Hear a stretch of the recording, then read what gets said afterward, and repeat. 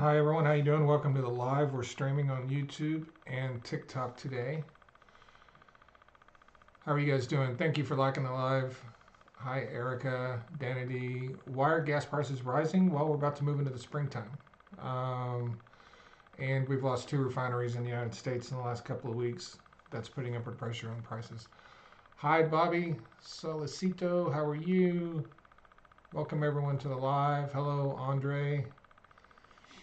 Cutie, thank you very much for the gifts. Thank you all for joining today. Hi, Rig Mojo. Hi, London. How are you? What is going on in London? Marianne, how are you? Thank you for joining us today.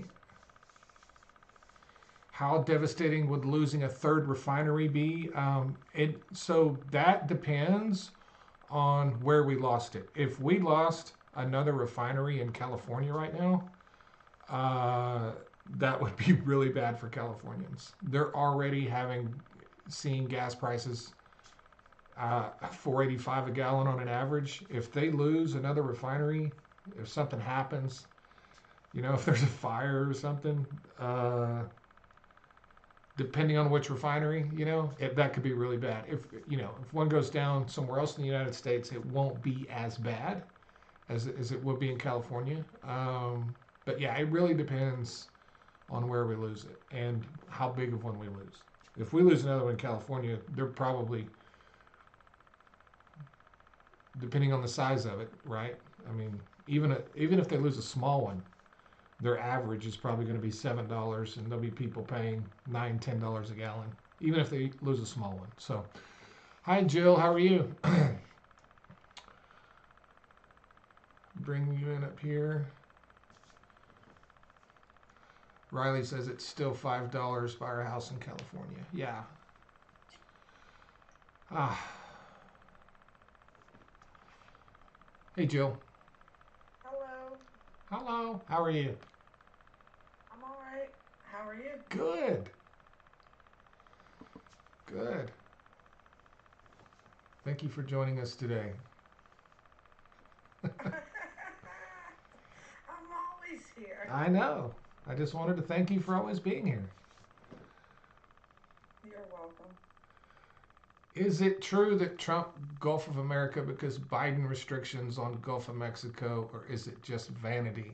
Um, Joe Biden didn't put any restrictions on the Gulf of Mexico that weren't already on there by Donald Trump. And changing the name to Gulf of America does nothing. That's why, and to be clear, Donald Trump never said it did anything. That's some dumb shit that Republicans just dreamed up with on their own. Like Donald Trump has never once made the claim that changing that name does anything. That's not a Donald Trump claim. That's a dumb fuck Republican claim. So the answer is no. The answer is no. Uh, Lawless Print Shop, thank you so much for coming in. Hi, Blooding. Scott, welcome back. BP, Michael Baker, Todd Lewis, Karen, welcome back, everyone. Steve, England. Let's get started. Oil prices today are flat, or they're up about 30 cents, which is nothing. Natural gas is down over 5% today, which is kind of what we expected when the mild weather moved in, but it's still $4, which is higher than it's been in a long time. But for the last couple of week, I would expect natural gas prices to rise when the new inventory report comes out on Thursday. I'm going to be looking for that. It could be a record draw, a record inventory draw. So I'm going to be looking for that. What else is going on? Donald Trump is proposing to lower gas prices. Donald Trump is proposing to cut taxes for oil companies. Yes, cutting taxes for oil companies is going to lower gas prices, according to Donald Trump. So that's his new proposition: cut taxes for oil companies, because what they pay in taxes has fuck all to do with what you pay at the gas pump. Um, What would happen if everybody didn't buy gas on Monday? Absolutely nothing. Absolutely nothing, because they would still have to buy gas on Tuesday or Wednesday, right? Nothing that those things do nothing. They do absolutely nothing. Thank you, Steve. My day is good. How was your day? I'm here to watch older millennial get owned some more. Okay, well. BP wants to know, do they need to refine their own oil or can they import from other states? I'm assuming you're talking about California. They do refine all of their own gasoline because they have a special gas. So, and that's why if a refinery goes down in California, they're in really bad shape because they can't get gas anywhere else. They can't. So, yeah.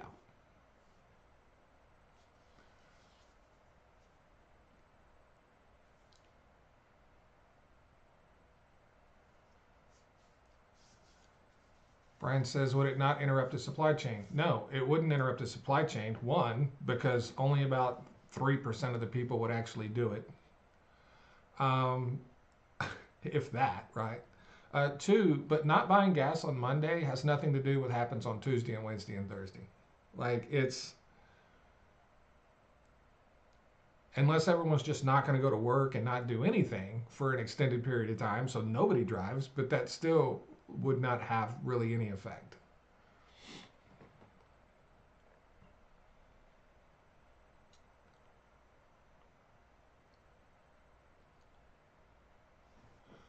What price direction do you see for natural gas from here? Long term, it's going up, right? Long term trend is upwards. There's going to be weeks where it's up. There's going to be weeks where it's down. But long term, it's going to continue to trend upwards.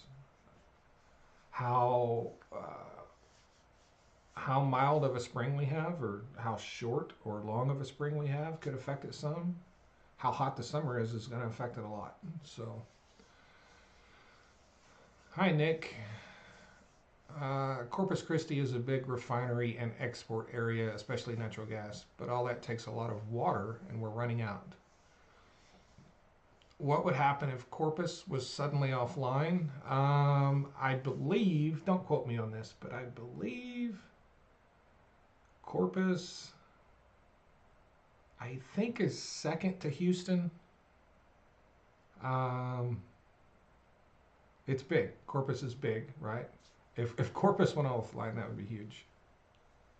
You know, that would be big.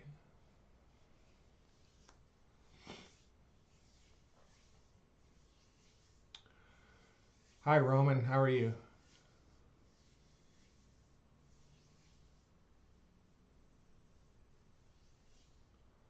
Oh, by the way, this right here, that's one of the T-shirt designs. That right there.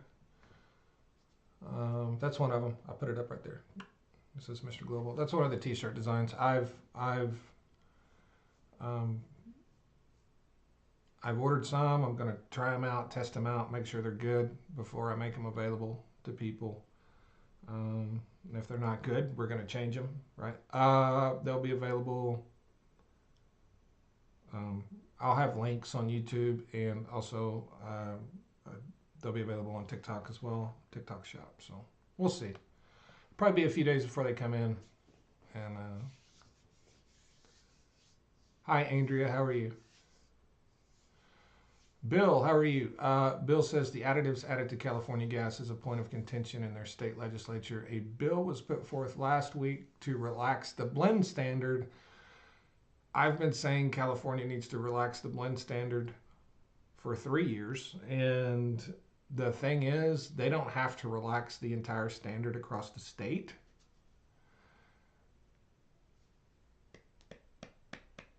They don't have to relax the standard across the state. They just need a portion of their gas, right?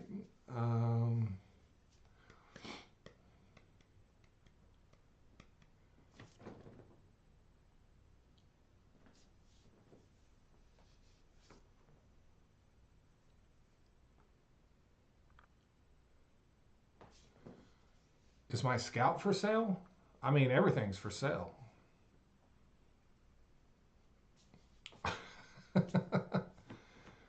Everything's for sale.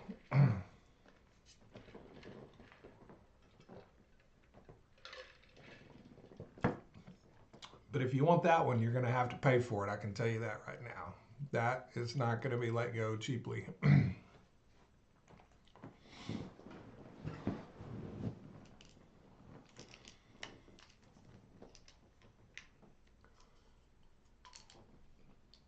I seriously doubt I would ever consider going into government. And here's the thing. I'm just being honest. I don't know why people think I should go into government. Um, just because I know some stuff about oil and gas. That doesn't make me qualified to be in government. It doesn't. And to be honest, the kind of people that we need in government are leaders. And I'm not a great leader. Like, I don't like leading people. I've never wanted to lead people. That's not anything I've ever been interested in. And typically, people that want to lead um, do it for the wrong reasons. And I'm just willing to admit that I don't care about leading people. I should not, you can do a lot of things and it's okay if you're not a great leader. I'm just not a great leader because I have way too high expectations of people. Um, and a lot of people have worked for me over the years. And, you know, one of the problems I would have is people would come ask me, like, hey, what am I supposed to do? And I'm like, my answer is if you don't know what you're supposed to do, you should not be here. I don't need anybody working for me that doesn't know what to do. Um, that it's, yeah, I need people working for me that know what to do. I don't need people that need their hands held every day and be led around. And that's one of the reasons I'm not a great leader, is because people have become so high maintenance in this world. Like 25 years ago, I was a great leader. Today, I'm not. And maybe it's because I'm older and less patient. Um, but people are so fucking high maintenance these days. I don't want any part of leading people, because you're listening to whining and crying and bitching and drama just constantly. People have changed a lot and I haven't. That's why I'm not a good leader. That's just how it is. And, when you're a leader, people will get upset with you. Like if you don't talk to them every day and make sure they're okay. Like I'm very busy, have a lot of things going on. I can't be your whatever you need. I'm not. I'm not your emotional support system. That's not who I am, and so I guess that means I'm not a great leader. But I don't think I belong in government. I just don't.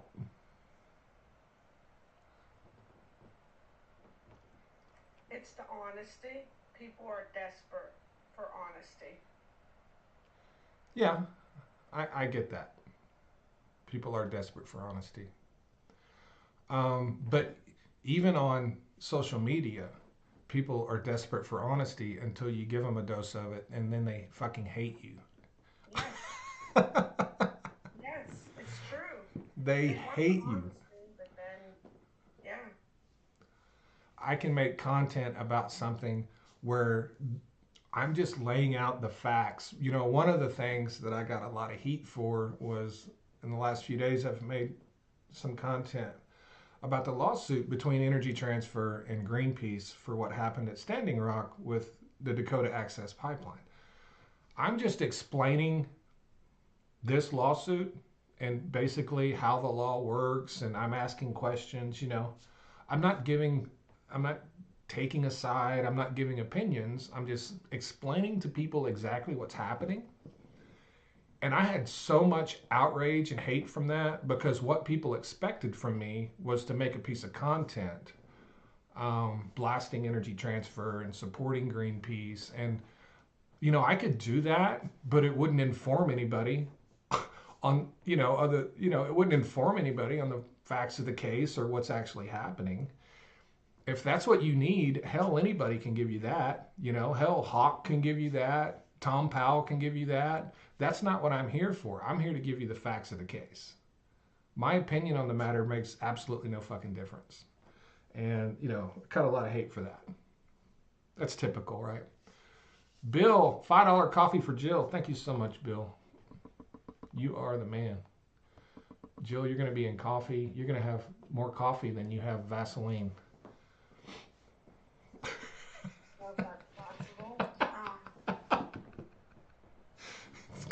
It's going to take a lot more $5 bills, huh? Yeah. Thank you, Bill.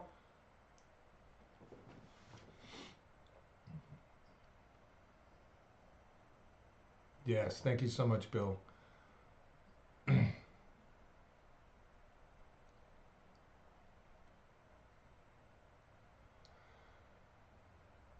Patrick says, I'm finding that training is lacking. That's true. And here's the thing, you know, a lot of job training is lacking. And, you know, when I was still in an active role with my old company, I took it upon myself to train all of my employees, right? But also, I've probably had more leadership training in my career than 99% of the people that's done that kind of shit. Like, I have had just never ending fucking endless leadership training classes. And leadership training is terrible these days. Leadership training does nothing. It doesn't teach you how to deal with people. And people have changed so much that, you know, the things don't apply anymore.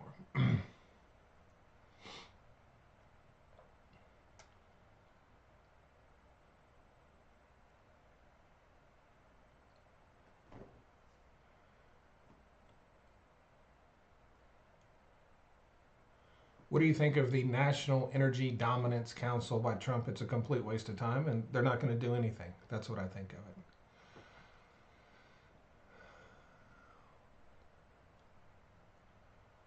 If you want a really good cup of coffee, get a coffee vacuum. I've never heard of a coffee vacuum.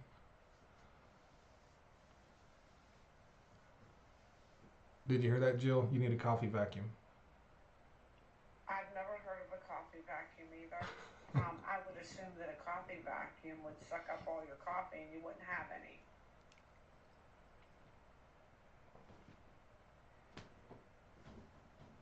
You have to look into that. Yeah.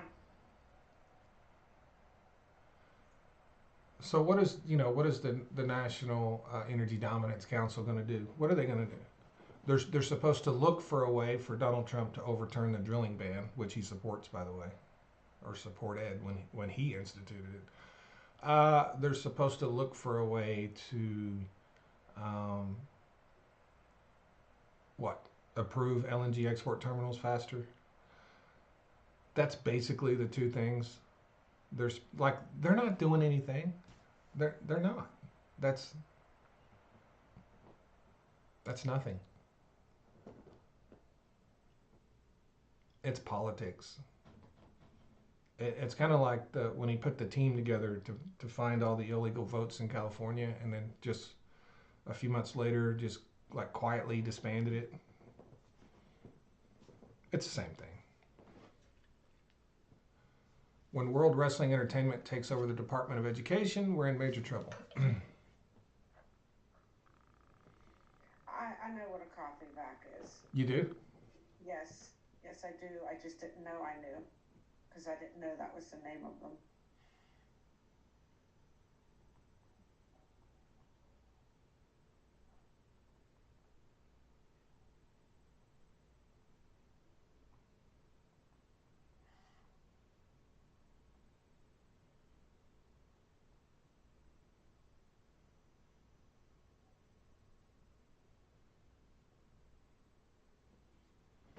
What does it do?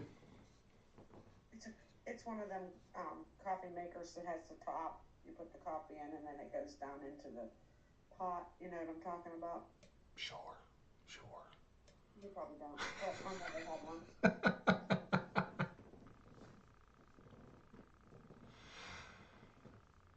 uh, Hi, Andrea. How are you?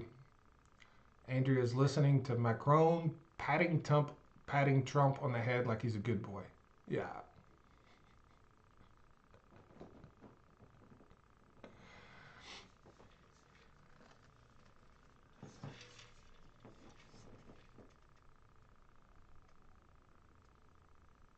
I'm not a big coffee drinker.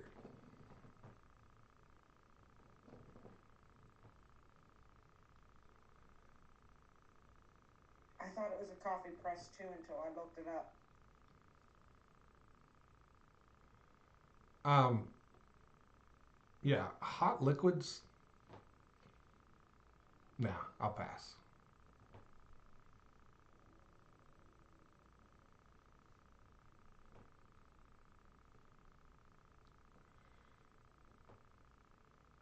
Can you talk about Pennsylvania crude oil? Why is it so good and why is it green? It's green because it has a lot of gases in it.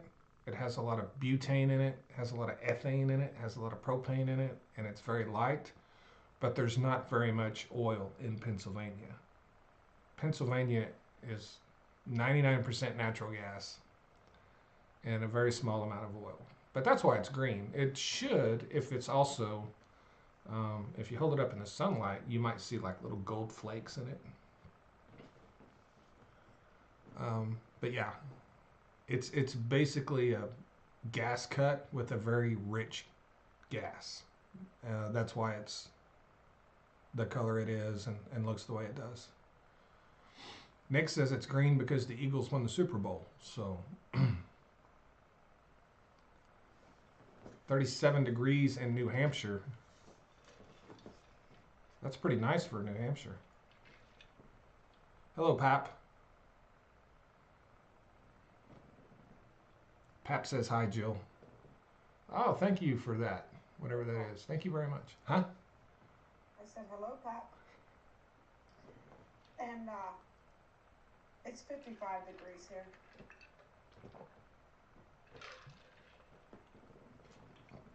It's 55.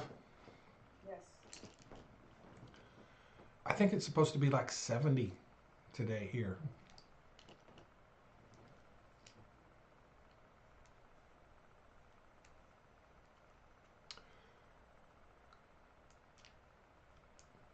Did you just say there's gold in the oil in Pennsylvania? No, it's not actual gold. It just looks like gold.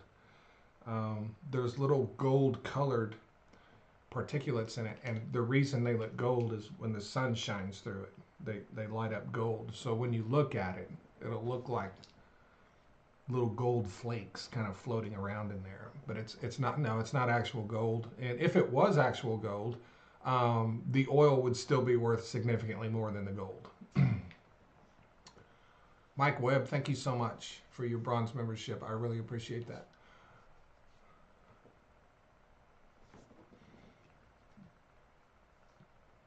Jill, how was your steak?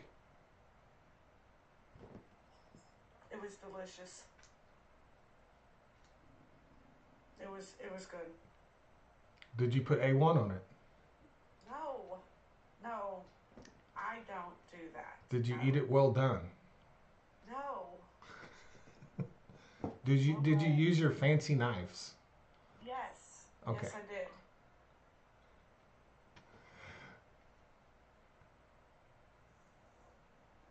I definitely did that. It sounds good.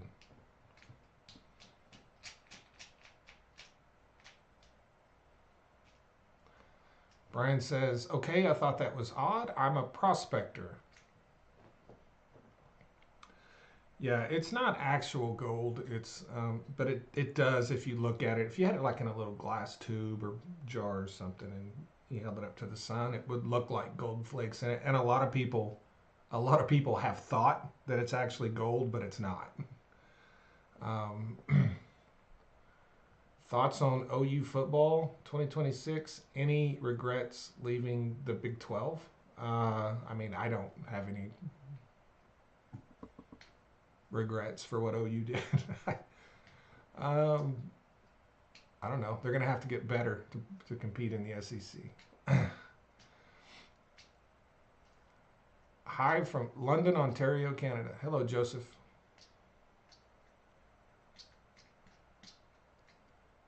Thank you, Joseph. I appreciate that. Joe wants to know if I think OPEC will do what Trump wants to decrease the cost of gas. I don't. I don't think they will at all. As a matter of fact, you know, there's a strong possibility that they will tell him they will and they just never do it. They've done that before. Yeah, they did that in uh, like early to mid 2018. They're like, okay, we'll do it, and then it's like, no. They ended up doing it later, but they'll string them as long as possible.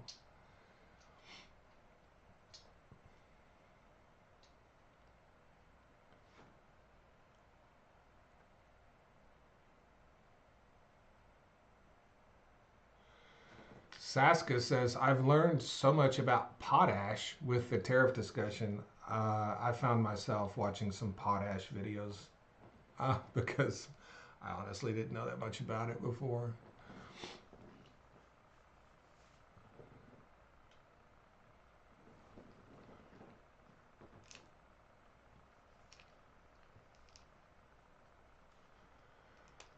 Would the price of oil go down at all if the war in Ukraine ended? It would go down. I think it would go down temporarily. Like you might see it, you know, hit 65, 64, $65. I don't think it would go down a lot. Um, but then I think it would line back out. I think it would slowly climb back up and line back out.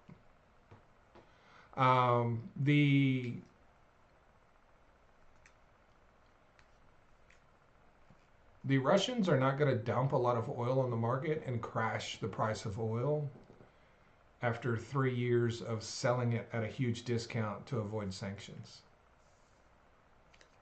You know what I mean? They're not going to do that. So any price drop you would see would likely just be like market sentiment, things like that, and then we would have to see kind of the actual effect, how Russia would respond to all of that.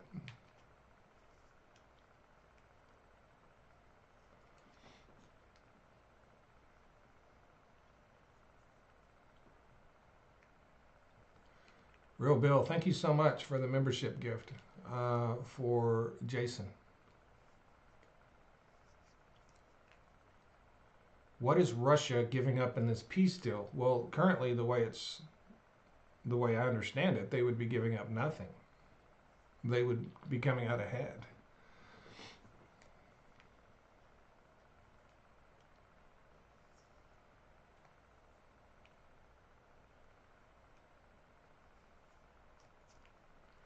Can you explain why gas we produce by Irving in Canada cost us more money than it does for America? Because you guys pay a ridiculous amount of taxes, honestly.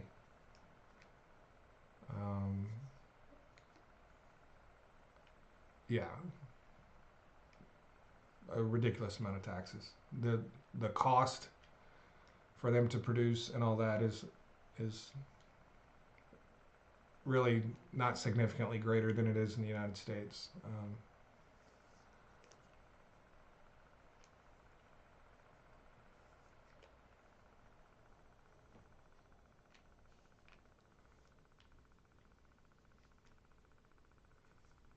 Where can I send you an image? You can send it to my email address, which should be on my channel.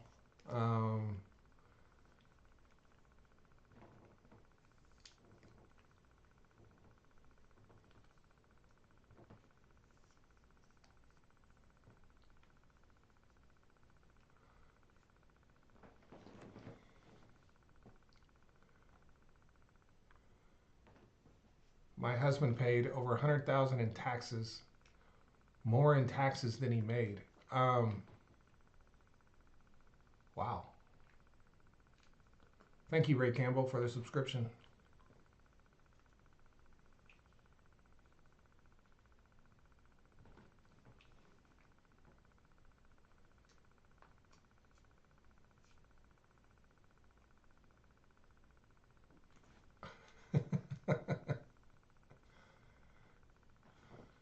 Well, I mean, he could have paid more if there was some old stuff that needed to be cleaned up.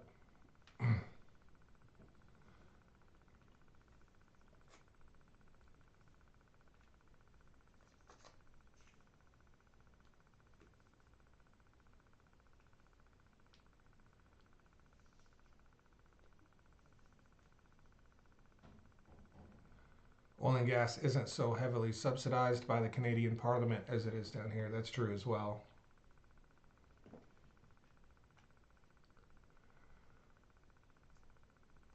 Is Trump going to trash the country? I don't know. I don't know.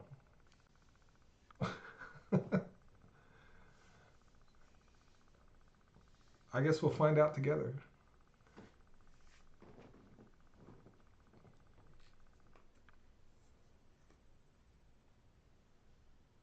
Do you mean the economy? Like, I don't. Trash the country can mean a lot of things. So it's like, and you know,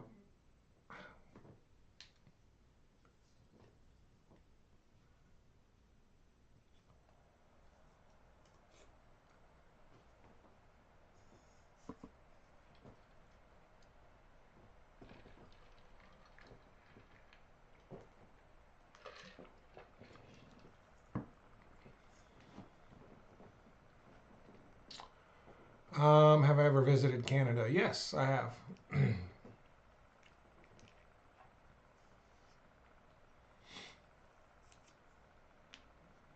I have visited Canada.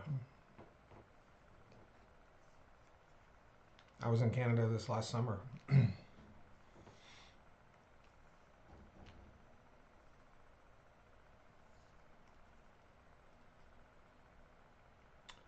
I think if we spoke and learned more about how much is subsidized in the United States, yeah. I think most people don't realize that almost all industry in the United States is subsidized. Almost all industry. Off the top of my head, I can't think of one that's not subsidized.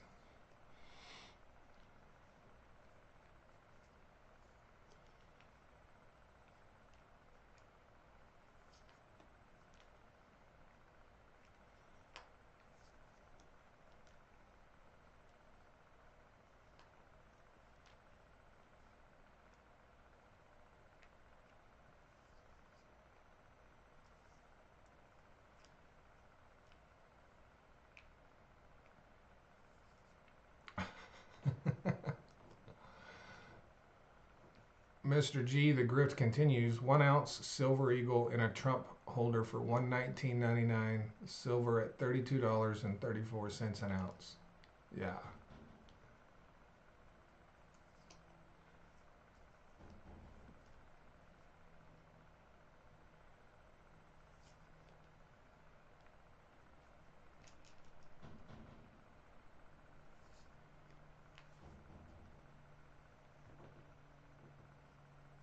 I wonder if Bob will come in today.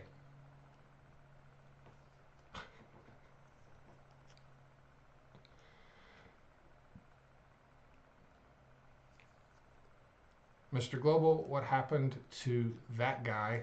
His account is gone. Well, I don't know. He either he either deleted his account or he blocked you. I guess I don't know, but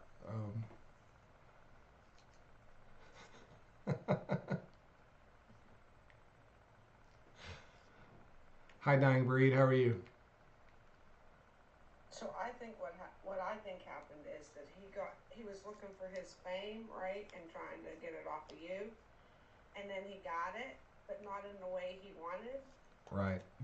So it got overwhelming, and he had to go. Yeah. Probably.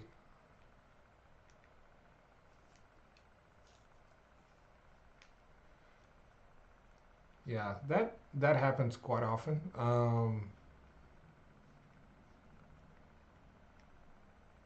People try to target certain creators or whatever to try to build their channel.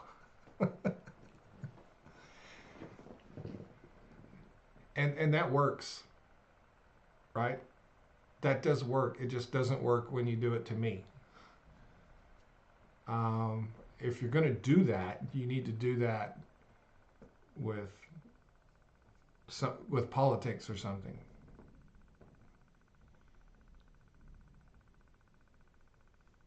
You don't do that by arguing with people on subjects you know nothing about.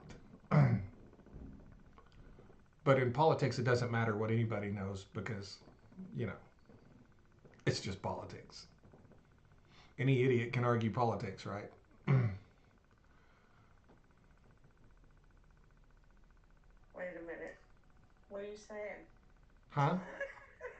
I said, wait a minute. What are you saying? What am I saying? You said any idiot can argue politics. Yeah, any idiot can argue politics. I was just joking because I do it all the time.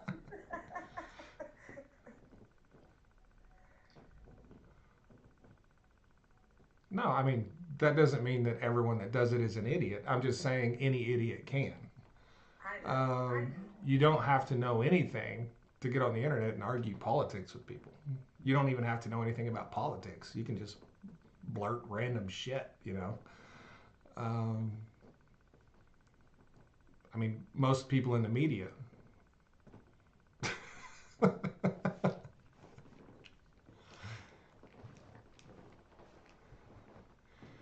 Everything is a conspiracy when you don't know how anything works.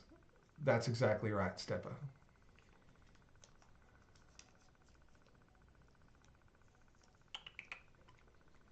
I mean, today everything is almost Come here, girl. Come on. Come on. Oh, which one is that? Marley, come here.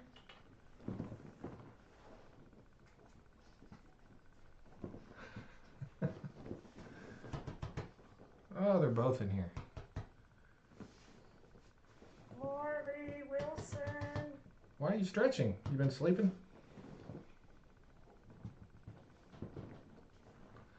Marley's starting to talk to me now, so that's a new thing that's happening. Oh, that's always fun. Yeah, I'll tell her to shut up and she'll just go, "Rah, rah, rah, rah." And I'll say what, and she'll just do it again. You know.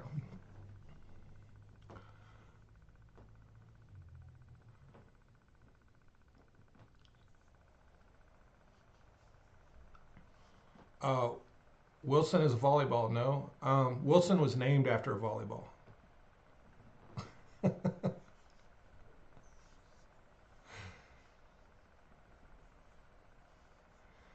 No, those are dogs, not cats. We don't do cats around here.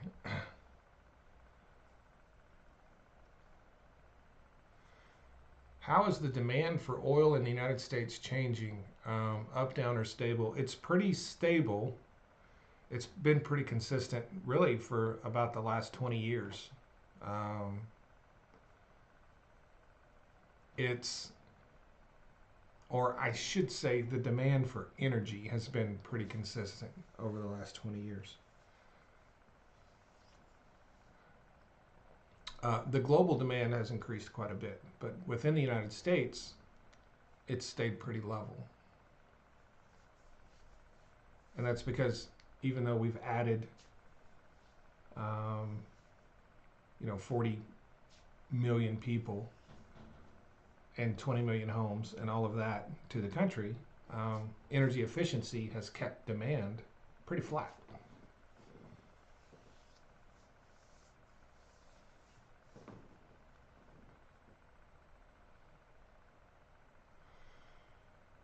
Do you think nuclear power plants have a future now that natural gas prices are going up? I don't think natural gas prices will drive nuclear energy because the people that would be investing in nuclear would just invest in natural gas instead because the prices are going up. And also, commodity prices don't typically drive um, alternatives like that unless it's viewed as a permanent. You know, if someone could make the argument that natural gas prices are going to go to, I don't know, $8 and stay there permanently, then that could more likely influence additional renewable energy before it would influence nuclear, because nuclear is so expensive. Getting new nuclear in the United States is almost akin to building a new refinery. It's almost impossible to do. It's unbelievably expensive. The return on investment is not great, and so it's hard, you know. So I just don't see natural gas prices having an impact on nuclear. You're just going to have people that are committed to nuclear energy to having an impact on nuclear energy. Hi Triton, how are you?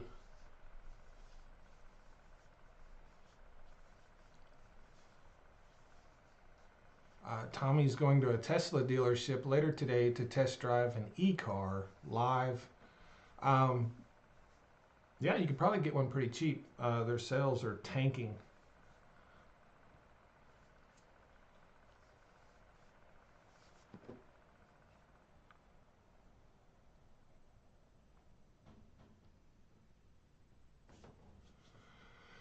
Any thoughts on talks between Trump and Putin to strike a financial deal? I don't think it's going to go anywhere.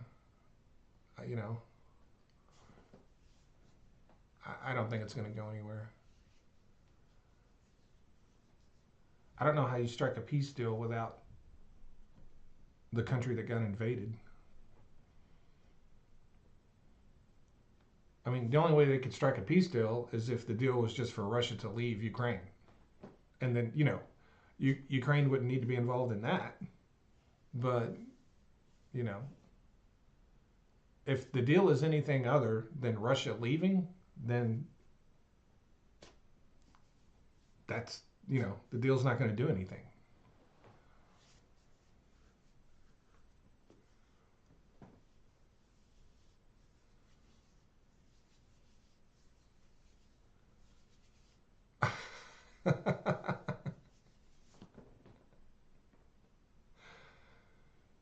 Will Trump leave Melania for Putin? I don't. No, I don't. I don't think he will. Who knows?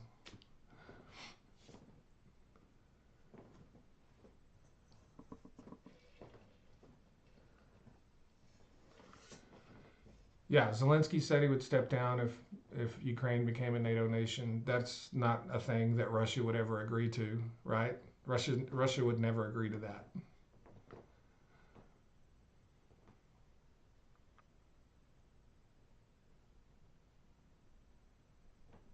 Thank you for the gifts. Please gift the moderator.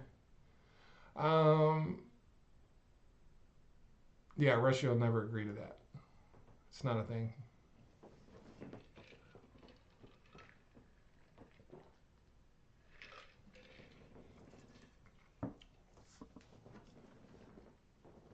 I don't know where Bob is. Thank you, Adam Bilbrey.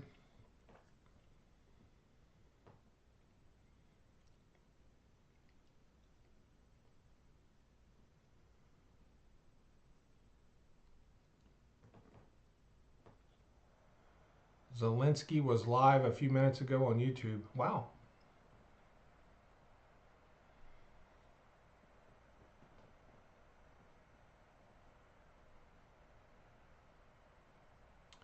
Where is most of U.S. oil used? Cars, plastic, or heating? If you're talking about crude oil, it would be transportation.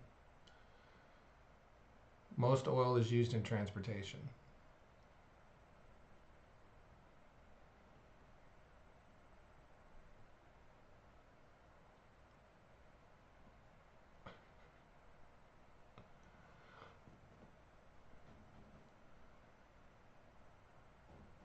Jilly, Yes.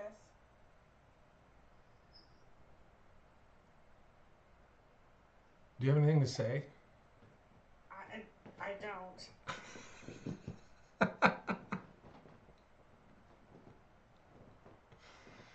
You used to say stuff. Like you used to have instructions. Well, I do have instructions, and I've been putting them in the chat. Uh, Everyone like and share the live. Let's get Mr. Global to 10K.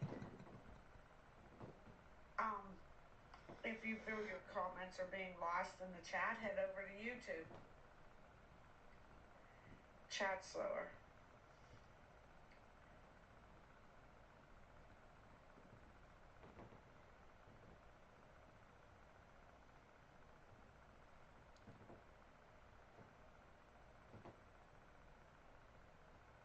Fantastic. Don't forget to help him meet his goal as well. He has corn as his goal. He needs 100 corn. Uh,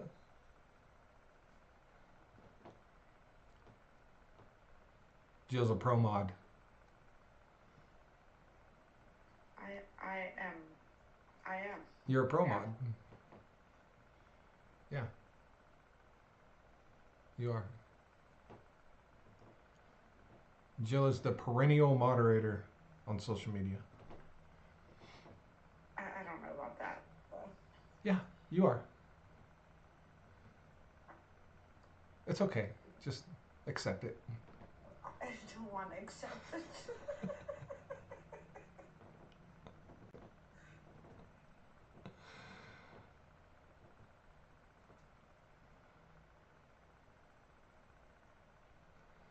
Sean says if the USA leaves NATO, I think Ukraine joins. I don't think the USA is going to leave NATO, and Donald Trump can't leave NATO. That's not a thing he can decide to do.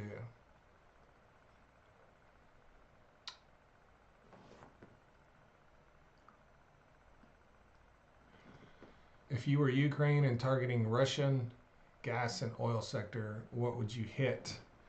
Um,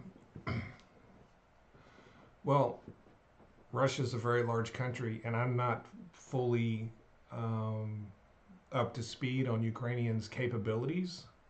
So they're they're probably limited on what they can hit. Basically, within their sort of strike range or whatever.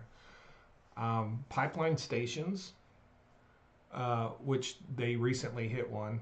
Um, that's actually in Kazakhstan, but it moves oil through Russia. They hit that, knocked out 30 something percent of its capacity.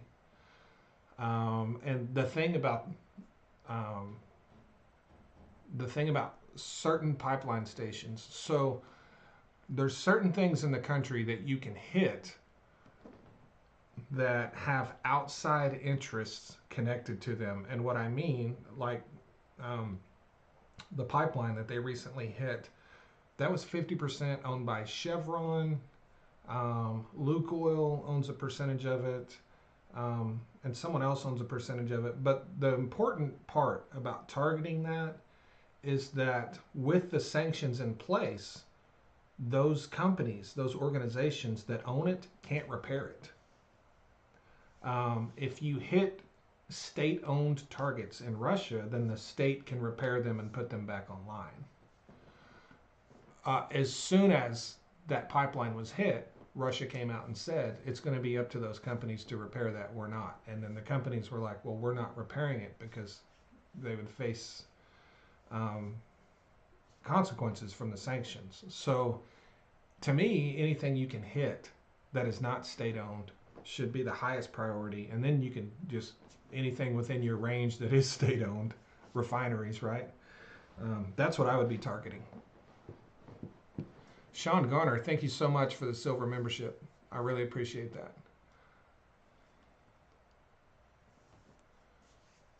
Got another question. The flame we see burning at refineries at times, is that perfectly usable fuel? So a lot of times, and it depends because those flares can serve a lot of purposes, but most of the time, a flare exists to maintain pressure levels in certain vessels and pieces of equipment within or on either the well site, like a flare would be there to manage bottom hole pressure because you want to keep your bottom hole pressure from your producing zone and your well bore as stable as possible. And it's sort of the same thing in refineries, except it's not maintaining wellbore pressures. It's maintaining equipment pressures, burning off. It could be burning off things like H2S, CO2, other things like that. So they serve a lot of purposes, and it's not really usable gas because if you don't do that, you can't operate the refinery, right? They're doing that for a reason, and it's not just to do it, right?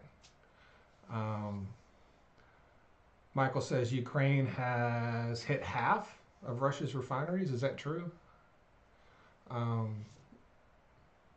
Thank you so much for the gifts. Will the war in Ukraine continue? In my opinion, I personally think it will, but my opinion on the war in Ukraine, I don't have any more knowledge about that than anybody else, I think. But I think it'll continue. I really do. But we'll see. It wouldn't surprise me if some deal was made and then it fell through. Like, it takes a lot to end these things.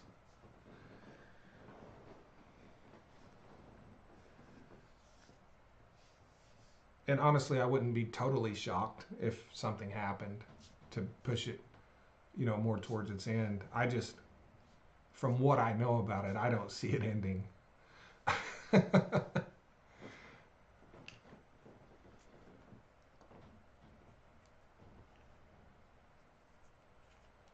Did you see where they discovered water 400 miles deep? How do you drill that far down? You don't. You don't drill 400 miles deep. That's not a thing.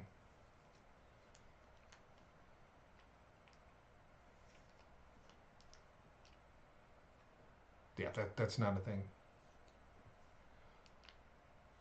You get, if you're talking about true vertical depth, was actual depth, not horizontal depth. When you start talking about true vertical depth, you get to that 6-7 mile mark, you're melting. You're melting anything you run into the hole because it's so hot. There's no way anybody has ever done anything close to 400 miles. It's not even possible.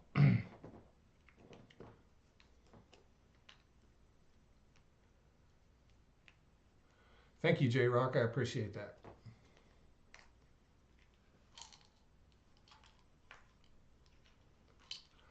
I don't remember the exact depth of it, but the deepest well ever drilled was in Russia. And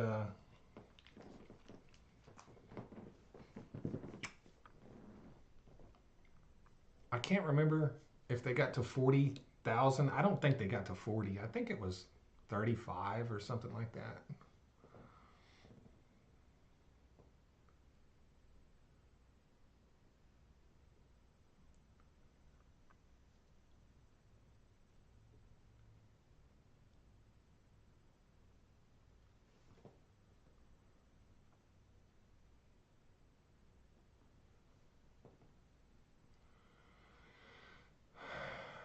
Russia going to turn off oil and gas pipelines to Europe. They've already mostly shut off all natural gas.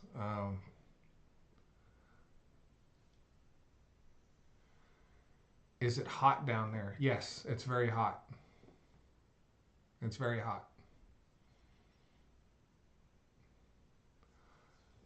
Brian and Ryan both say 40,000 to 30. So they did get to 40,000. Okay. And they had to stop because at that depth it's so hot down there that, shit they were running in the well to continue drilling was just melting. So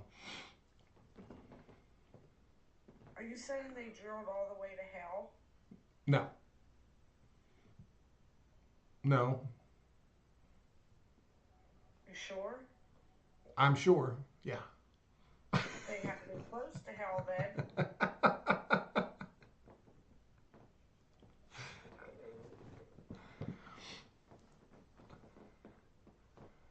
You think they hit Florida? Florida had snow this year, so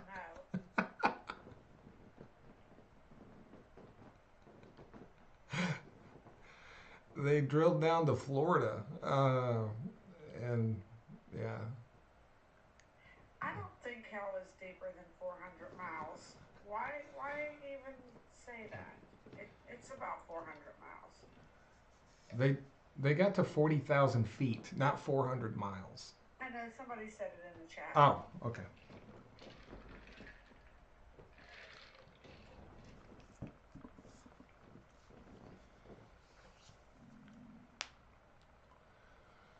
Westy says Russia is as close to hell as possible. Yes.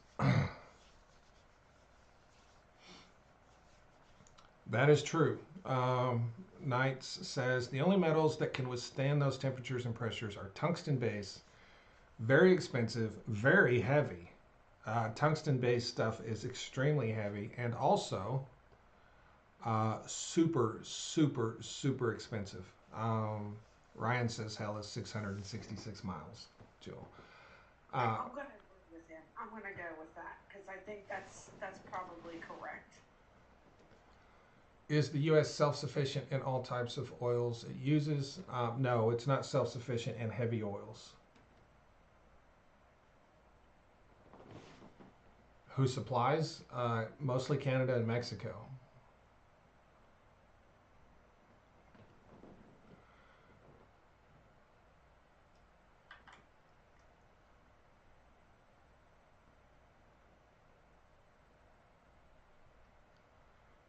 What are heavy oils used for? Well, heavy oils are used for the same thing light oils are used for, but they're cheap, right? Um, Canadian oil is $60, less than $60 now. Light oil is $70, $75. It's cheaper. But if you, depending on how you refine it, mostly it can be used for gasoline, but you can also use it for asphalt, tar, different kinds of things like that. Bunker fuels, oil fuels, distillates, things like that. Industrial type fuels.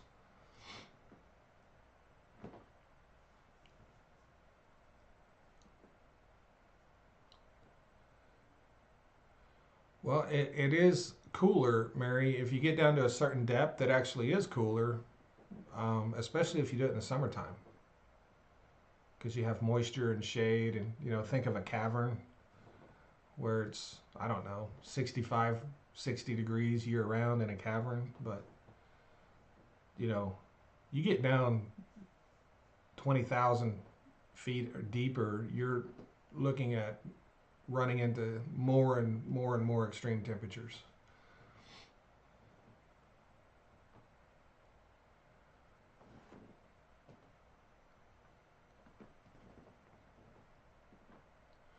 I heard Canadian oils were used for making plastics. So you can make anything with Canadian oil that you can make with American oil. Uh, no oil has just a specific purpose or use. It's all about price of the oil. And plus, when we refine heavy oil, we blend it with light oil anyway, so it's not near as heavy. But with fractional distillation, you can make more or less of whatever you want. That's the whole point of fractional distillation. If you wanted to make more diesel and less gas with a barrel of oil, you could. We have that technology now.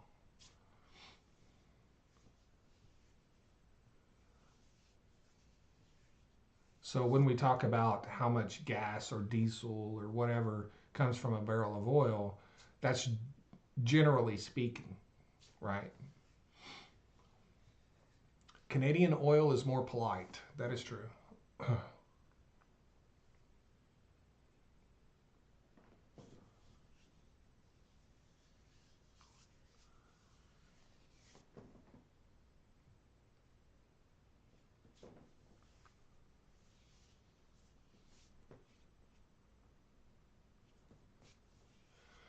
If I have a ton of heavy oil and a ton of light oil, which one's heavier?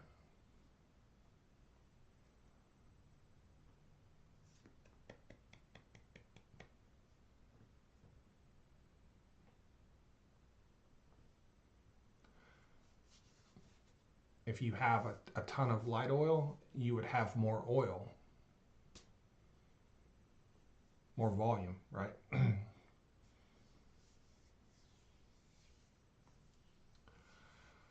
I've heard crazy stories about them having to thaw tar sands in winter. That is true. Yeah. There are oils that you literally have to heat up to get out of the ground. Um, I worked on a project once in Colorado. Was it Colorado? Yeah, Colorado, where we injected steam into reservoirs to lighten up the oil so we could extract it. Jedi Ghost, thank you so much for the $5 super chat. Um, I have a suspicion that Donald Trump is buttering up Putin to try to get him to pump more oil post-war ahead of the midterms. What do you think? I think you're right. I think he is trying to do that. I just don't believe he will be successful. And if he is successful, it will be very short term. I think they'll do it for a little bit, maybe if they do. I don't think they will, but if they do, it'll be very short lived and they'll go back. That's what we've seen historically.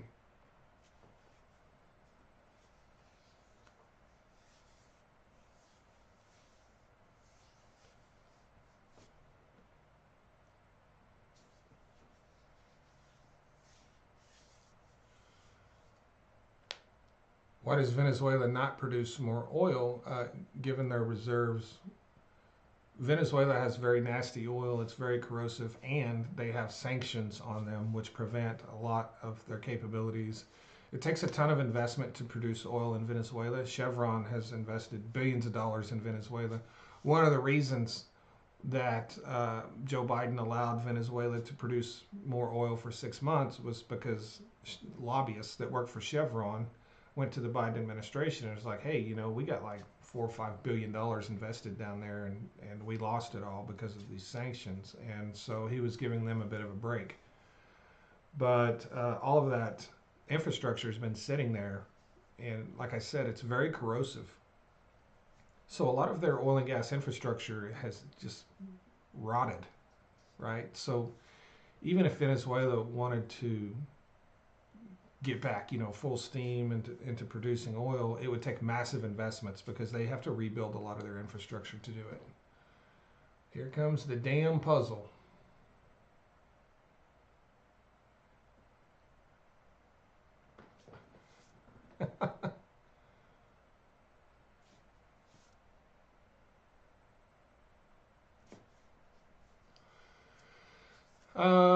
Do I have an opinion on the Alaskan pipeline and Harvest taking over management? I didn't realize Harvest was taking over management of that pipeline. I thought they were just going to build a new one. So I haven't heard that. So that's interesting. So they're taking over the Alaskan pipeline. I really don't. I mean, have much of an opinion on it. They plan on investing a lot of money in Alaska. Hey, look at that! Is that a chicken? It was a duck, I think. I know. I wanted to say chicken because. Because you wanted to bring up the chickens again. Edwin McCain in the live. Edwin, please ask away.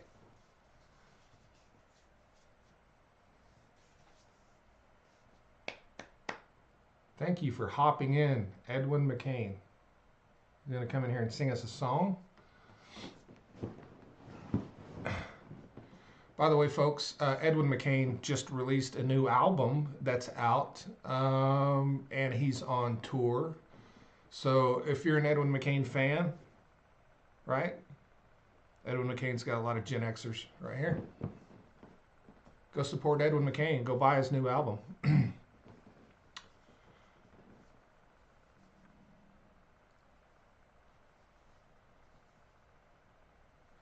Is it true about, hold on.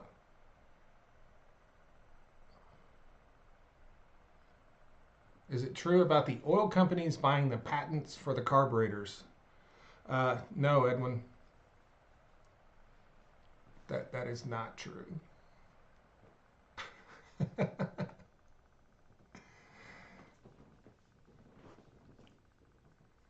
That is not true. But I mean, honestly, if they did, you know, I don't.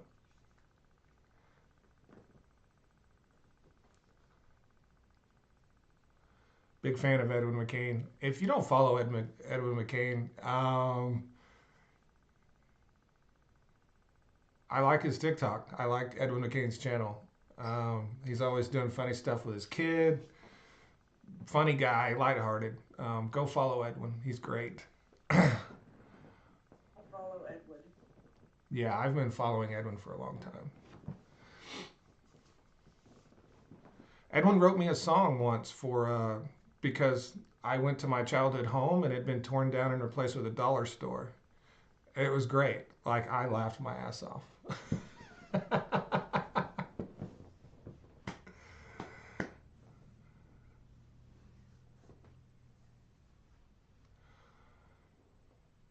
Thank you, Chesapeake Sailor.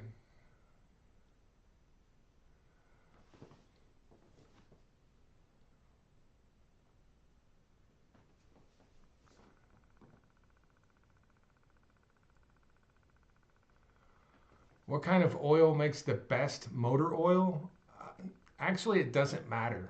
Yeah, it really doesn't matter. You know, there's not a ton of crude oil in motor oils. It's mostly synthetically made. Yeah, it's mostly other stuff. So it doesn't matter what kind of oil you use. A lot of premium motor oils are actually used with waste or made out of waste oil, out of recycled oil. So, um, how many authentic accounts do I have? So I have this account right here that you're on, and then what's the other account, Jill? 2.0? Yes. Mr. Global 2.0. And this one, that is it. Yeah, I just have two. I just have two. If a Mr. Global is following you first or following you back, that's not him. I mean, yeah, he follows a lot of people back, but if he followed you first, it's not him.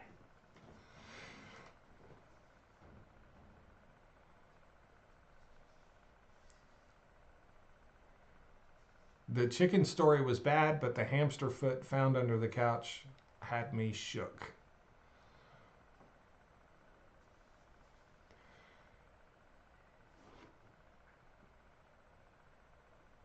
As you see it today, will gas prices go up or down, and why? Gas prices are going to go up. Gas prices are going to go up because we're going into spring, and with seasonal demand, we'll be swapping to summer blend. Gas prices are going to go up. The only way gas prices don't go up this spring, and so 25 out of the last 30 years, gas prices have gone up in spring.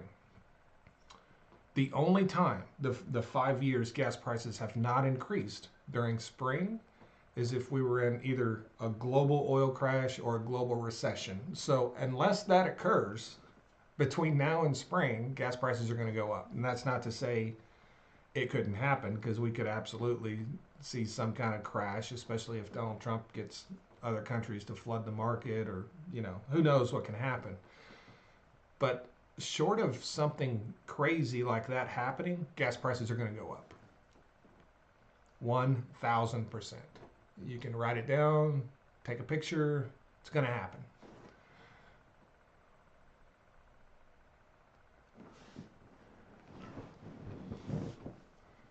Do you feel our country could be headed towards a civil war? I don't, and it's because we're lazy. Like this, the people in this country are just so comfortable with their quality of life, their lifestyles. I mean, unless we're gonna have a civil war that we fight on the internet streaming Call of Duty. I don't think we're going to have one.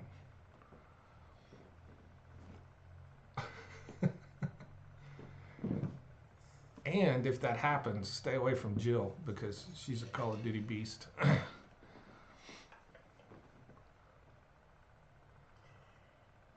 tell people to stay away.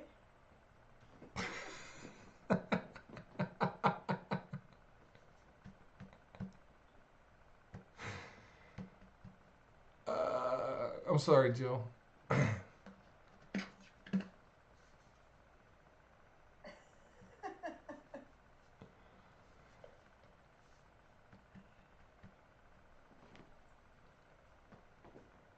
No, we're not going to drill in national parks.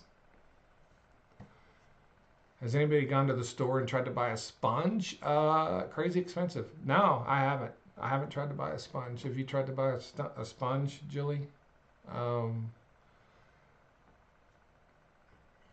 recently. I had bought mine already, so I don't know if they went up from since I bought mine.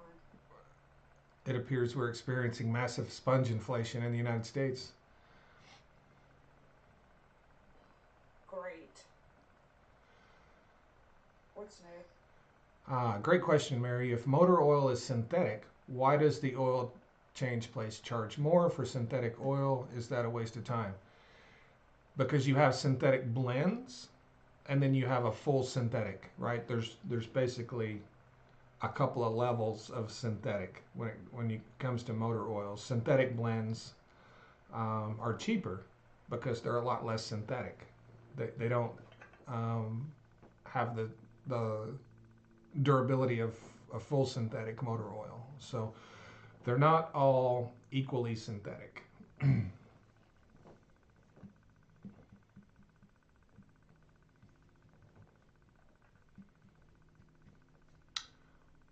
Brian says, I always buy the cheapest oil I can. Yeah. And, you can absolutely do that. Just make sure you keep up your maintenance and you can run the cheapest oil. It's perfectly fine. But don't get the cheapest oil and then go 20,000 miles without an oil change. Don't do that.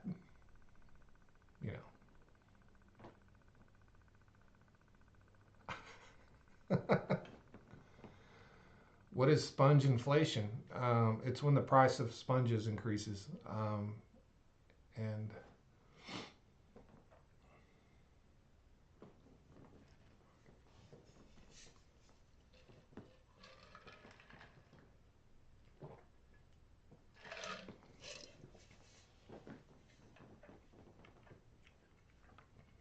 I've always had doubts about synthetic. So, synthetic oils have been tested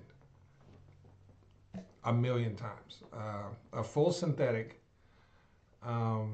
is much more durable and holds up a lot better over the long term.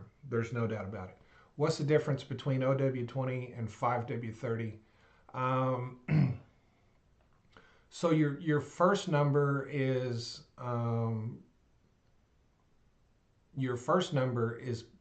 your viscosity at operating temperatures, and your second number is your viscosity at operating temperatures. So OW20 is lighter than 530. Also, O20, I believe, is almost always fully synthetic. I believe to achieve the viscosity of OW20, I think it has to be synthetic. I don't think I've ever seen a motor oil that was OW20 that wasn't a fully synthetic oil. But with 5W30, you can buy, synthetic blends or full synthetic. And OW20 has become really, really prevalent in new vehicles, modern vehicles. A lot of newer vehicles take OW20 now, and it didn't even exist, not that many years ago. It wasn't even a thing. Now it's a really common motor oil.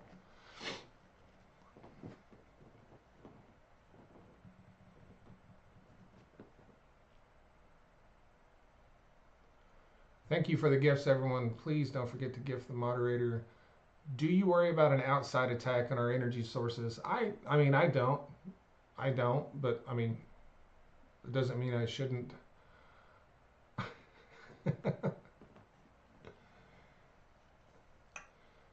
CNN ran a piece today on how drill baby drill is easier said than done.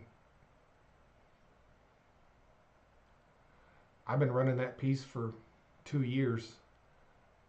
I'm glad to see CNN finally got around to it. What is the price per barrel at which oil production in the United States expands or contracts? So I think you should really use the break-even price for the Permian Basin, because break-even prices are different in different basins around the country.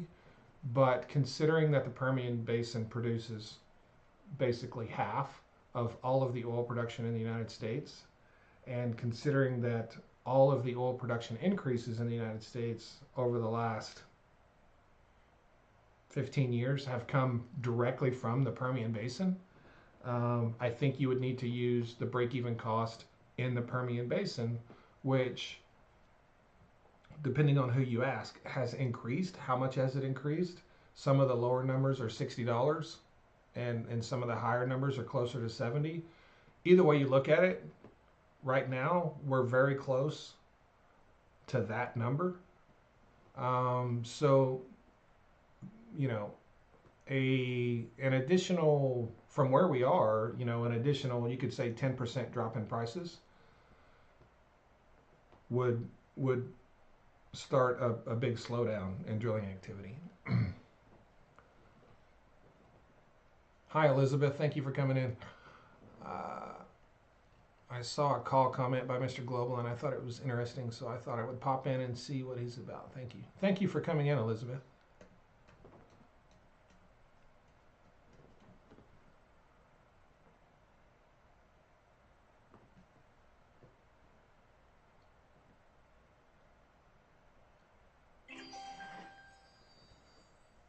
Can you talk about the process to turn natural gas into LNG and how much energy goes into that?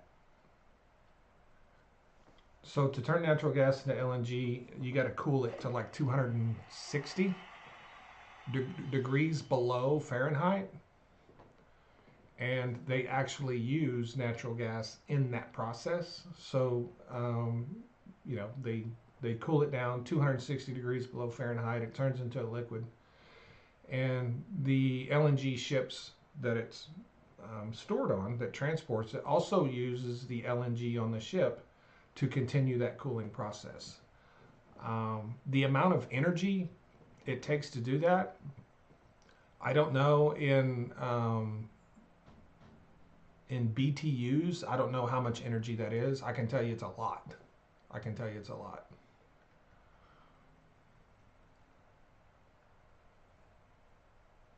Because it depends on the volume, right, that you're converting. In my opinion, brands matter, but motor oil opinions are like belly buttons. Everyone has their own.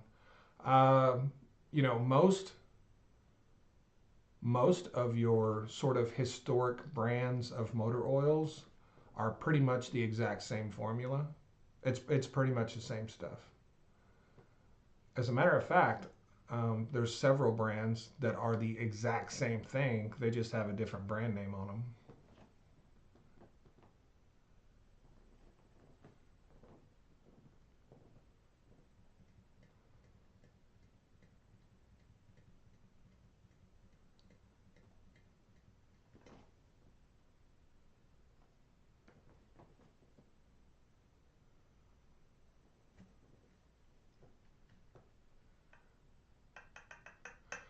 Do you use natural gas appliances at home or electric? I have my heat is natural gas and my water heater is natural gas.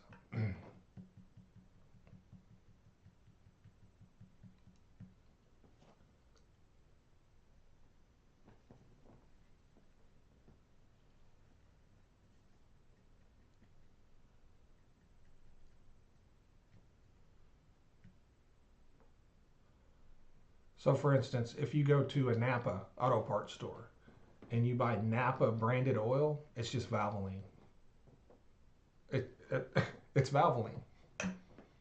Valvoline makes it, puts Napa's brand on it. You know, it is literally Valvoline in a Napa bottle. Pennzoil and Quaker State, both made by the exact same company, basically the exact same oil. A lot of your oils are just identical, you know. So unless you get into a vanity oil, which I don't like vanity oils, which I'm talking about like Royal Purple,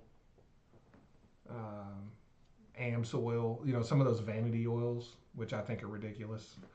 Unless you get into those, then you really see a difference in sort of the chemical makeup of those oils. But you know, if you go buy the cheapest, what's a cheap oil at Walmart? What's it called? Like SuperTech or something, or whatever, like Walmart brand oil. You're basically buying Pennzoil. Like you're literally buying the same thing. It's 99.99% identical.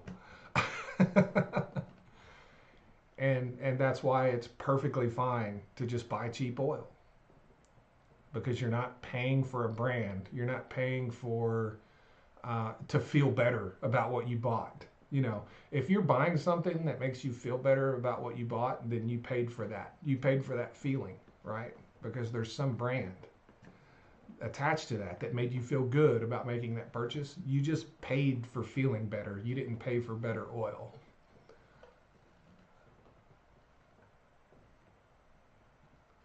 That is true. OEM oils, Ford, HD, John Deere. Yeah, it's just someone else's oil. You know, Ford is Motorcraft.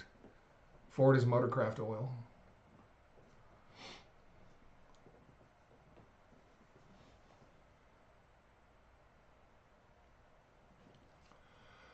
I have heard that Pennzoil derived from natural gas is the closest to a true synthetic. It is, so, you know, Pennzoil made from natural gas does is better synthetically. Um, but do you need it? Like, if you change your oil every 5,000 miles, does it matter if you use Pennzoil with natural gas or just normal Pennzoil? It makes absolutely no difference, because the regular Pennzoil works perfectly fine at 5,000 miles, right? It works perfectly fine.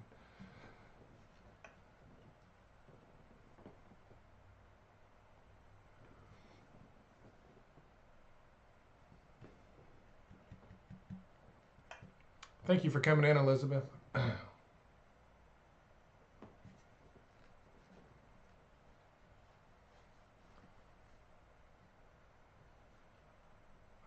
Which is cheaper to extract, gasoline from gas or light oil from light oil? Yeah, gasoline from light oil is the simplest way to get gasoline.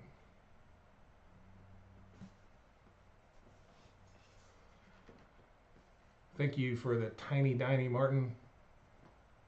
Did I hit my goal?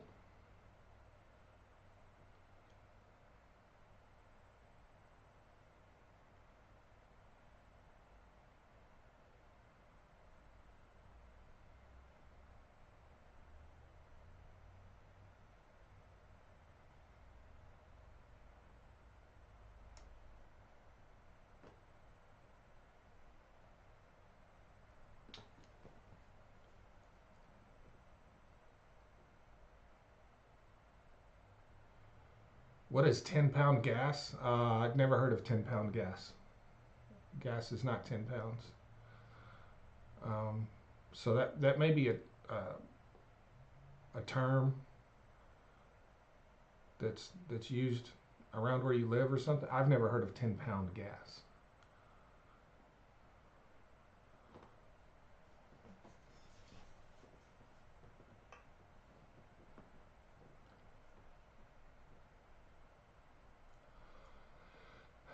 Ryan says, I thought the difference was basically the additive mix was different from one brand to the next. That is true, but The additive mix is different, like on a super, super fractional level. Like it's not some significant change.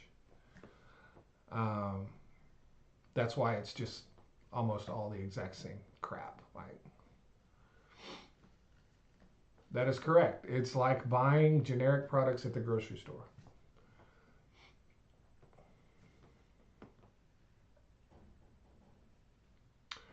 Someone told me that we return 80% of the oil we import from Canada back as refined products. Is that true? That is 1000% not true at all. We use well over 90% of the oil we import from Canada, we use it ourselves. Uh, Canada refines enough of its own oil to be self sufficient. Their refining capacity is roughly about equal to their consumption, right? So no, we don't send 80% of Canada's oil back to them. That's not a thing. It would be much more accurate to say we keep 80% of it. But I think we actually keep more than 80%. I think it's more like 90% of it.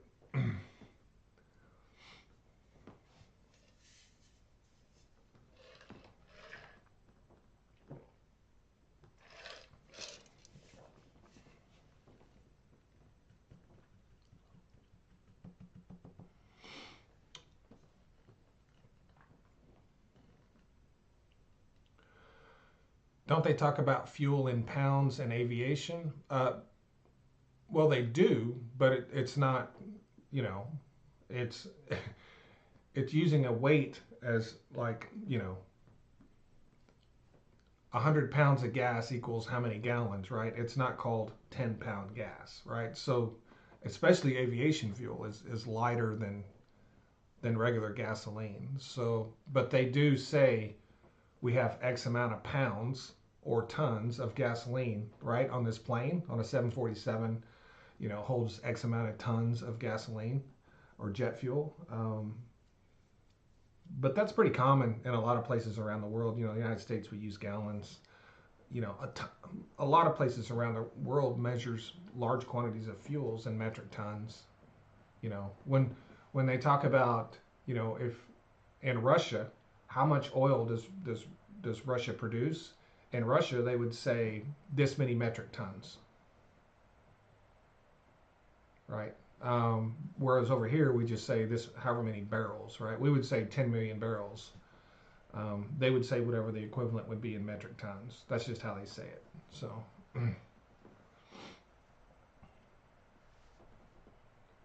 yeah, and they use fuel in pounds in aviation, just like Russell said, for the weight, because you got to know how much weight is on your plane. And it's much easier to just say how much it weighs than how many gallons it is. If you just said how many gallons it was, you'd have to break out your calculator. Yeah, same with propane. I have a 100-pound propane tank. It holds 100 pounds of propane.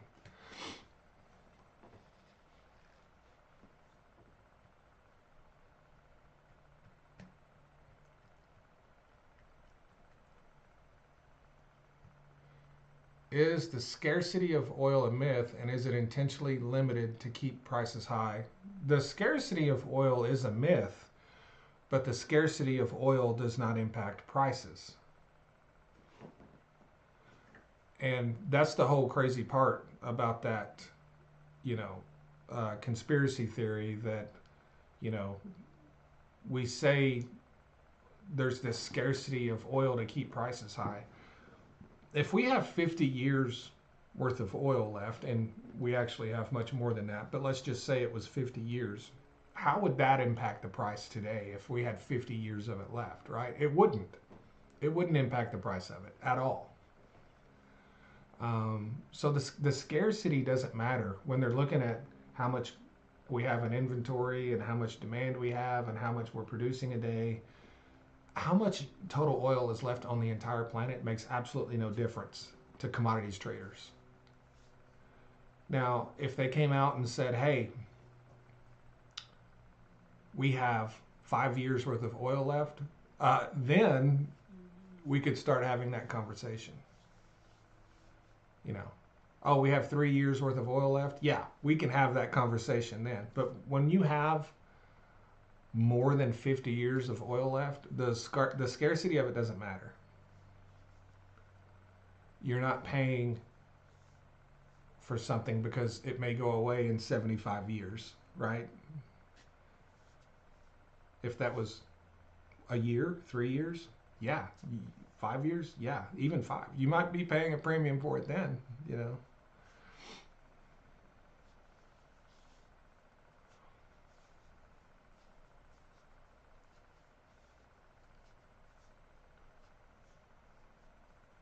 If you need wood for construction, order it now. I'm ordering 100 2x4x8s. Wow. That's a big repair job.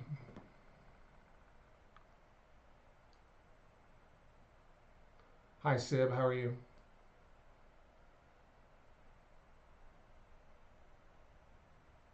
Does America need Canadian oil? Yes, we do. Would we be okay without it? Yes. But those two things can be true. We do need it, right? Um, do we want to do do we want to get rid of Canadian oil and buy oil from countries that don't like us and buy oil from countries that fund terrorism? No, you want to buy oil from your closest allies. That I mean that's it's literally a national security issue, right? So do we need it? Yes. Could we do without it? Also yes. But that doesn't mean we don't need it, right?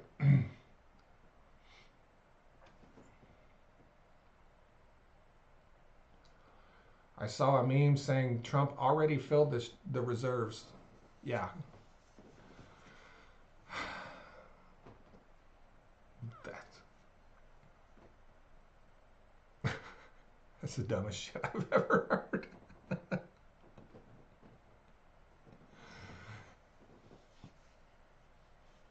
I'm the one who filled it.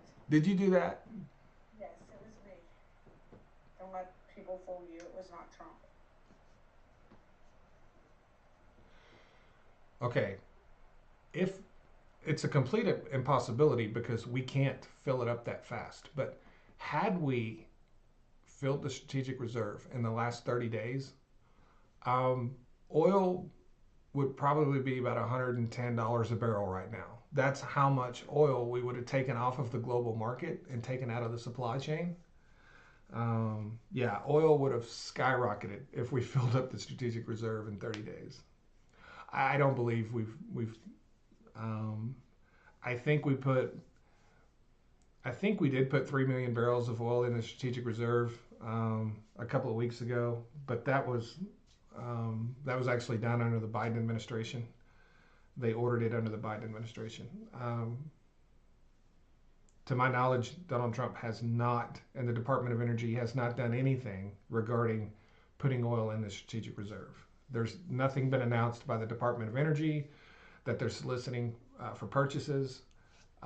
Nothing has happened regarding the strategic reserve under the Trump administration. Do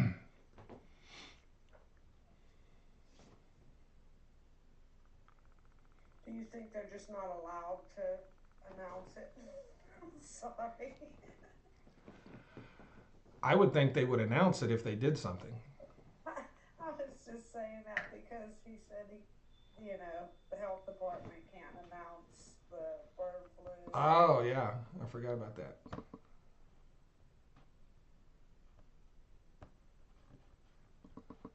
Yeah, I would think they would announce that.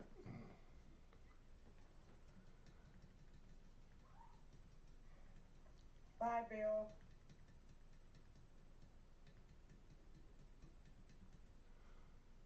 Are we not refining at maximum capacity? Well, I mean, we never refine at maximum capacity.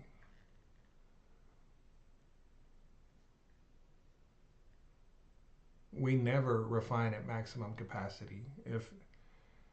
If you start refining at 90% capacity, um, you are putting a major strain on your systems and you're going to have massive failures. It's actually better and more efficient to refine, you know, at about 80, 85% capacity. If once you start going up from there, you know, it works until it doesn't, right? It works until something breaks.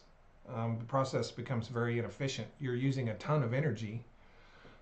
You're using significantly more energy to get not as much product, right? It's not linear. Like if we refine at 90%, uh, as opposed to 80%, that doesn't mean you get 10% more product, right? So the higher capacity you refine at, the less efficient you become, and you actually start losing gains. So you may increase your capacity by 10%, but only increase your, um, or you may increase your utilization rate by 10%, but you only increase the production of your final product by 3%. And you get to a point there where you cross that line, and you actually get to a point there where you're losing a significant amount of money because you're not making the amount of product you need for the amount of energy you're using to make it.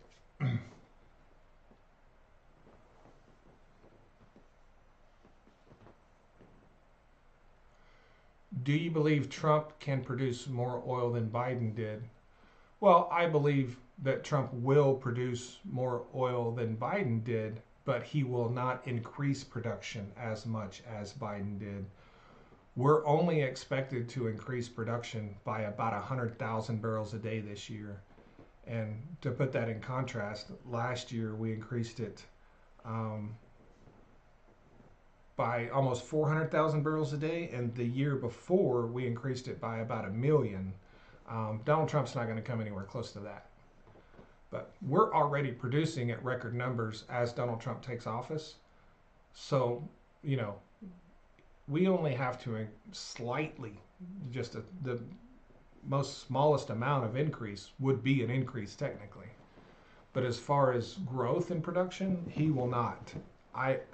He will not match what he did in his first term, and he won't match what Joe Biden did in his term. That's not a thing.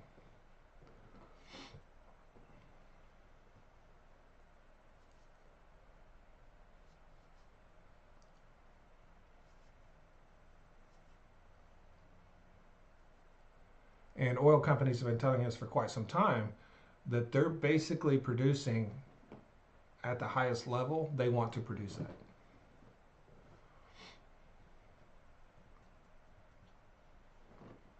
Yes, it is the oil companies that produce oil.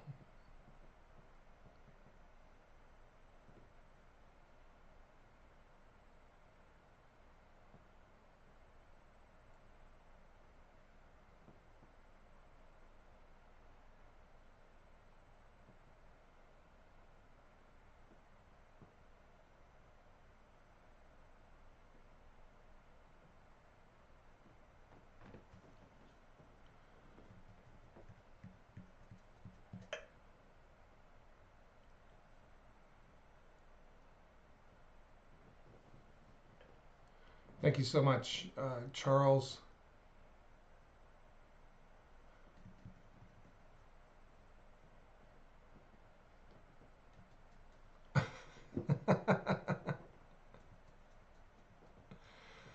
Based on gas rate projections, should I lock in my electric rate in 24 or 36 months? Honestly, okay, so you should lock it in, but, and I'm not familiar with how your lock-in period and all that works. But if you would rather lock it in when natural gas prices are a little bit lower, if that would help you for whatever reason, because like I said, I don't know how your deal is structured. I would actually wait a month and then lock it in, because historically, natural gas prices will be lower during the spring than they are in winter or summer, and so you could go ahead and lock it in now, but you would probably have a better chance in about a month, as if it's dependent on gas prices. But if you wait too long and get into summer, that could be a mistake as well, because if we have a very hot summer, it's going to drive up natural gas prices. So if you want to risk it, you could wait a little while. if it was me, I would probably go ahead and just lock it in. Everything goes up on a long enough timeline, and I would probably just lock it in.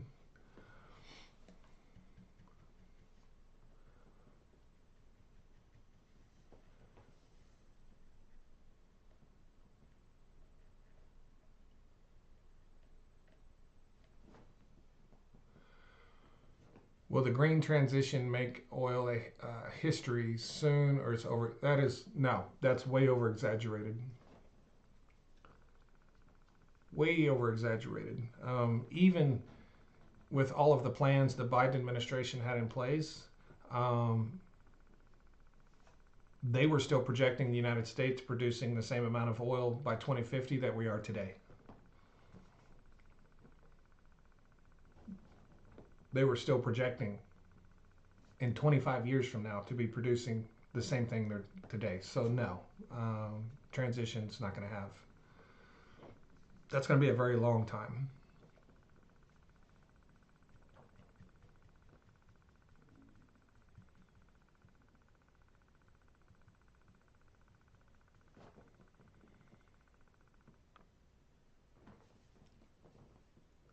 Could we get out of debt if they tax the rich? No. No. You could literally seize all of the holdings, cash, and investments of every rich person on this planet, and it wouldn't get us out of debt.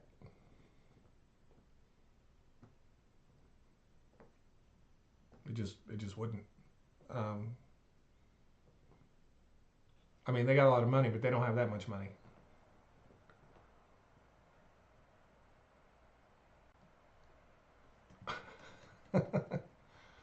We have over $36 trillion in debt.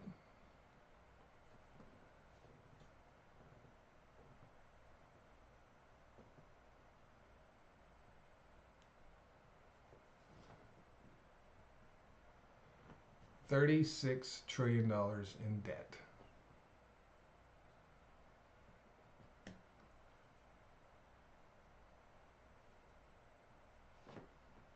Thank you, Beth. All right, everyone, I'm going to call it a day. It's 3:43. I'm going to start making these a little bit shorter. Jill, thank you so much for coming in and helping. You're welcome. Thanks, everyone, for joining the live. Thanks, everyone, for joining on YouTube. I really appreciate it. I need to go make some content. You guys have a great day. Thanks. Thanks, everyone, for the gifts.